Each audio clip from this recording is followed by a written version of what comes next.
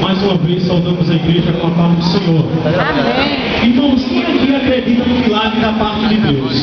Glória a Deus. Para que aumente mais a minha e a tua fé, eu quero só contar um testemunho rápido antes de a gente louvar o Senhor. Irmãos, no mês passado, a minha irmã, ela sofreu um infarto no coração e foi operada. E geralmente uma pessoa quando faz uma cirurgia cardíaca, o mínimo de dias que essa pessoa pode ter que ficar na UTI é de 5 a 6 dias. A minha irmã ficou um dia. Os médicos chamaram, convidaram, conversaram com a gente, conversaram com ela, com a família dela, né? E a gente ficou surpreso pelo que Deus fez na vida dela.